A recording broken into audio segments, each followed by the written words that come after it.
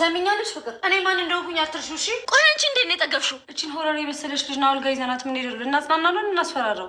እኔ እሱን ስሜት ለመረዳት የግድ እናቴ መሞት የለባትም። የፈለገ ነገር ቢሆን እንዴት የቤዛ መምጣት ለማየ ለመናገር ደፈርሽ? አንቺማ ምን በወጣሽ ለሊ ናት እንጂ ቀበጥ ምን አልክ? የለም። ቆይ ግን ለምን ቤተሰቦች ጋር ልካት?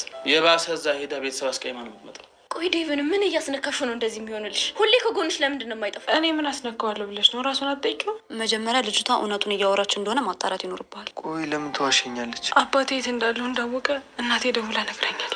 ቶሎ መሄድ ይኖርብኝ። ወዴት ነው የምትሄጂው? አደይ ስለ አደይ ከሆነ እንደዚህ የምታወሪው ከቆመ ፖል ጋር እንደዚህ አጋጭቼ ወደ ልጅነትሽ እንዳልመልስሽ። አደይ አንቺ አደይ ውጪ ሰው እየፈለጋት ነው። የት ነች? ማን ነው እየፈለጋት ያለው? የአደይ እናት ስልክ በመደወል አባቷ እየፈለጋት እንደሆነና አሁን ያለችበትን አድራሻ ስላወቀ ወደ ከተማ እየመጣ እንደሆነ ከሰማች በኋላ የነ ፍቅርን ቤት ለቃ ወደ እነ ኤላ ቤት ሄዳ ነበር። ይህንን ተከትሎ ፍቅር ስራ እየበዛባት እንደሆነና አደይ ከነ ኤላ ጋር እንደምትኖር ነገር እየሰራች ነበር። የባርኮት ፍቅረኛ ቤዛም ባርኮትን በማጨናነቅ ላይ ናት። ገንዘቡ መከፈል አለበት ያለዛ ቤታችን ውርስ ይሆናል እያለች ነው። ባክሽ ጊዜ ስጭኝ በቃ እዳው ይከፈላል እያላት ቢሆንም እሷ ግን ፋታ ልትሰጠው አልቻለችም። በአደይ ፍቅር ልቡ የደማው ዴቭም አሁንም ደጋግሞ የፍቅር ጥያቄውን ለአደይ እያቀረበላት ይገኛል። አደይ ግን አሁንም በዛው በመግደርደሯ ቀጥላበታለች። ናኦልን ከደረሰበት ተደራራቢ ሀዘን አንጻር በተቀጣጠሩት መሰረት ወደ ቤቱ በመሄድ አጽናንተውታል። ሰላም ጤና ይስጥልን ውድ ቻናል ቤተሰቦች እንደምናላችሁ በያላችሁበት በዓለም ዳርቻ ሰላማችሁ ይብዛ እያልኩኝ ሰራተኛዋ አደይ ክፍል 55ን የምናይ ይሆናል። አደይ የት እንደምትኖር አባቷ ስላወቀ ፍለጋ ሊመጡ እንደሆነ እየተርበተበተች ለዴቭ እየነገረችው ነው። በቃ መውጣት ይኖርብኛል ከዚህ ቤት እያለችው ቢሆንም የት ነው የምትወጪው? በቃ ይምጣና ትጋፈጫዋለሽ። በፍጹም እንደዛማ ማድረግ አልችልም። የአባቴን ጸባይ አታውቅም ወይ? ለማልፈልገው ሰው ሊድረኝ ይችላል፣ ካለዛም ይገለኛል በማለት በአባቷ ከፍተኛ የሆነ ፍርሃት እንዳላት ትነግረዋለች። ዴቭም በቃ ከነኤላ ቤት ሽሺ በማለት ያመላክታታል። አደይም በቃ እንደሱ አደርጋለሁ፣ ካለዛማ አለቃዬ አደራ ከጣሉብኝ በኋላ እንዴት ብዬ ትቼ ሄዳለሁ? እሷ ሳትመጣ ቤቱን ለሷ ካስረከብኩ በኋላ እወጣለሁ አለችው።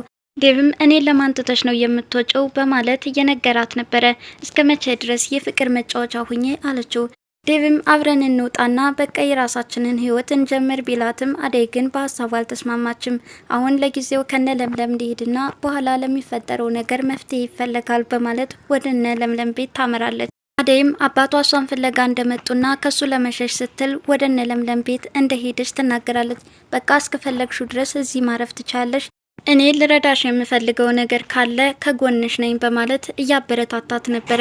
ለምለምም እንደዚሁ አትጨናነቂ እያለቻት እየመከረቻት ነበረ። ለምለምም ከናኦል ጋር ሄዳችሁ ወይ ያለች እየጠየቀቻት ነበረ። አይ አልሄድንም አብረን እንሄዳለን አለች አደይ።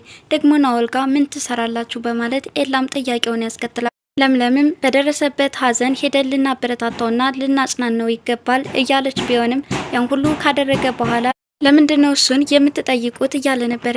አንተ አትሄድም እንዴ አለችው። እኔም አልሄድም የራሳችሁ ጉዳይ እናንተ መሄድ ትችላላችሁ አለ ኤላ። እኔም ያ ሁሉ ሀዘን ከደረሰብኝ በኋላ ማንም ሰው አይዞሽ ብሎ ያበረታታት ሰው እንዳላገኘች ትናገራለች። ታዲያ በለምለም ንግግር ልቡ የተነካው ኤላም በቃ ነገ አብረን እንሄዳለን በማለት በውሳኔያቸው ይስማማል። ፍቅር አደይ ተኝታ ያረፈደች ስለመሰለቻት በንዴት እየተንጨረጨረች ነው። አደይ እያለች እየተጣራች ሳለ ዴቭ መጥቶ አደይ የለችም ከነ ኤላ ቤት ሄዳለች በማለት ይነግራታል። ቆይ የገባችበትን ረስታለች አላማዋን። ዴቭም ከነ ኤላ ቤት እንደሄደችና ማንም ሰው አደይን ፍለጋ ቢመጣ እንዳይናገሩ ፍቅርን ያስጠነቅቃታል። ሊዲያ ለምንድነው የማንናገርበት ምክንያት እያለች ነበር። በቃ አንቺ ዝም በይ በማለት እህቱንም ዝም እንድትል ያደርጋታል። ታዲያ ከናኦል ልቅሶ መድረስ ትፈልግ ከሆነም እንሂድ በማለት ፍቅርን እየጠይቃት ቢሆንም ደግሞ ምን ላደርግ ነው የሚሄደው እናንተ ከሄዳችሁ ይበቃል በማለት መጥፎ ነገር ትመልሳለች። ሊዲያም ታዩ ቅሪ እንደውም አንቺ ሄድሽ አልሄድሽ ትርጉም የለሽም በማለት ፍቅርን ታበሳጫታለች። ሊዲያና ዴቭም ናኦልን ለመጠየቅ ሲነሱ እኔም እሄዳለሁ በማለት ቤዛም መሄድ እንደምትፈልግ ትናገራለች። ቆይ እኔ እናንተ ከሄድን አይበቃም ወይ? ይቺ ሆረር የመሰለች ልጅ አስከትለን ለምን እንሄዳለን እያለች ነው ሊዲያ። ዝም በይ አንቺ እኮ ከሰሙሽ ብዙ ነገር ታወሪያለሽ በማለት እህቱንም ዝም እንድትል ያደርጋታል። ሊዲያም እንዴት አደይ ከነ ኤላ ቤት ሄደች እያለች እየጠየቀች ነበረ። ዴቭ አባቷ ስለሚፈልጋት ካገኛት ለማትፈልገው ሰው እንደሚድራትና ካለዛም ይገላታል በማለት እየነገራት ነበረ። አባቷ እኮ ነው እንዴት ይገድላታል? ከዚህ ሰራተኝነት ከምትሰቃይስ ብታገባ ይሻላትም ወይ? ዴቭም ለራሱ ስለሚፈልጋት ከሊዲያ እንደዚህ አይነት ወሬ መስማቱ እጅግ በጣም አበሳጭቶታል። ለካ ረስቸው ነው ባገባችና በገላገሉህ አለችው። ሊዱ ምንድነው የምትይው? እኔ አደይን አጥቼ መኖር አልችልም በማለት በቁጣ ይመልስላታል። ደመቀና ንጉስ የተለመደ ቦታቸው ላይ ተቀምጠዋል። ከሩቅና አደይ ተሰብስበው ናኦልን ለመጠየቅ እየሄዱ ነው። እንሂድና እንጠይቀው እናቱን ያጣ ሰው ነው እያለው ቢሆንም ንጉስ ግን እኔ አልሄድም ሲል የቆየው በኋላ አደይን ሲመለከት በቃ ሄዳለሁ በማለት ይነሳል።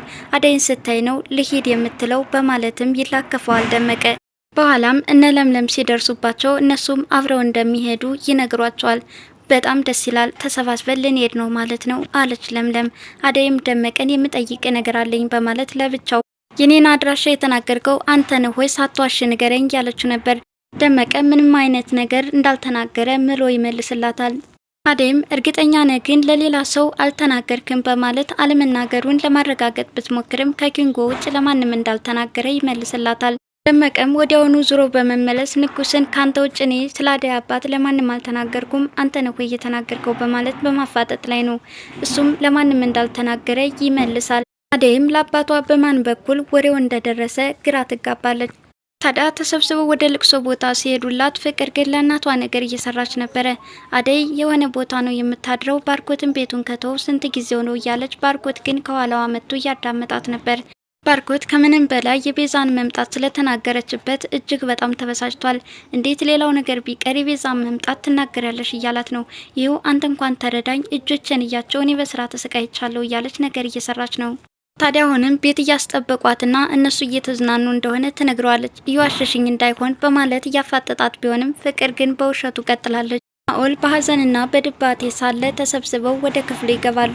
ናኦልም ሁላችሁም ስለመጣችሁ ከልብ አመሰግናለሁ እያለ ምስጋና እያቀረበላቸው ነበረ። እያንዳንዳቸው እግዚአብሔር ያጽናህ እያሉት ሳለ ቤዛም እንደዚሁ ናኦልዬ እግዚአብሔር ያጽናህ አለችው።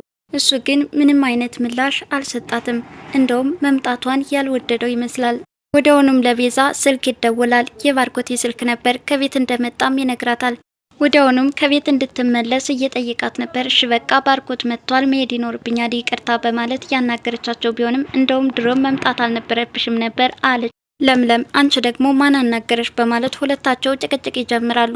ናኦልም በደሌን ሁሉ ወደ ጎን ትታችሁ መታችሁ ስለጠየቃችሁኝ በጣም አመሰግናለሁ እያለ ነበር።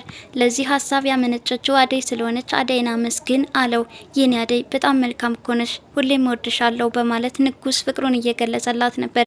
ልቅሶ ብለው ለማጽናናት የሄዱት ሁለቱ ጎረምሶችም በአደይ ምክንያት ይጣላሉ።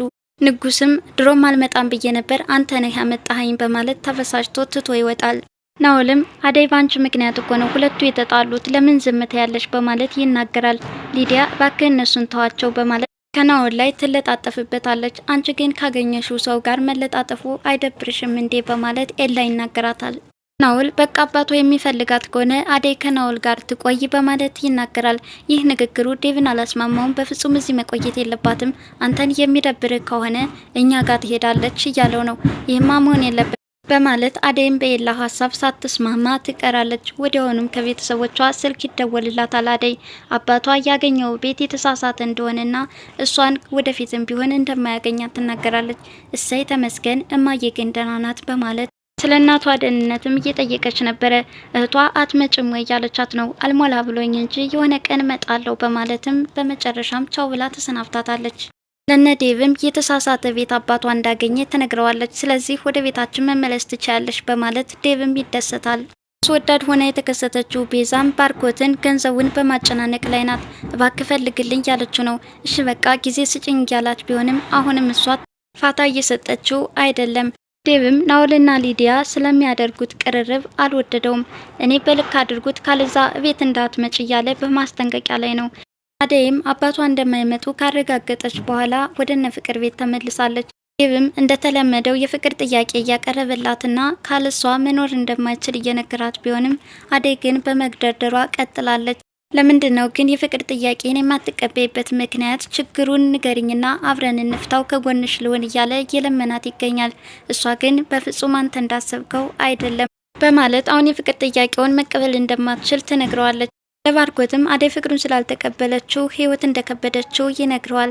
ብቻ ምን ማድረግ እንዳለበት ግራ የተጋባ ይመስላል። ኤላና ባርኮትን በማስጨነቅ ላይ ያለችው ቤዛም ለምለም ግን ሁኔታውን ሳታጣራ እዚህ ድርጊት እጅን እንዳታስገባ በማለት በማስጠንቀቅ ላይ ናት። በመጨረሻም ገንዘብ እየጠየቀች ያለችበትን ምክንያት ከባርኮት ለማጣራት ወደ ነባርኮት ቤት ተከስተው ነበር። የለምለም ጉዞ ያስደነገጣት ቤዛም ለምን ችግሬ እንዳይፈታልኝ እንቅፋት ትሆኝኛለሽ እያለቻት ነበር። በግልጽ እንነጋገርበትና ችግርሽ ይፈታል በማለት መልሳላታለች። ሁለታቸው እንዲህ ተናንቀው እያወሩ ባሉበት ሰዓት አደይን የሚፈልግ ሰው አለ የሚል ጥያቄ ከወደ ውጭ መጥቷል። ዴቭም በጣም ተደናግጧል። ማነው አደይን የሚፈልጋት? ማንስ ሊወስዳት ነው? እያለ በጥያቄ ላይ ነው የዛሬው ቪዲዮ እየተጠናቀቀው። በቀጣይ እስከምንገናኝ ድረስ መልካም ጊዜ ይሆንላችሁ እያልኩ ለቻናሉ አዲስ የሆናችሁ ላይክ፣ ሼር፣ ሰብስክራይብ በማድረግ ቤተሰብ ይሆኑ። አመሰግናለሁ። ሰራተኛዋ አደይ ክፍል 55 ይህን ይመስላል።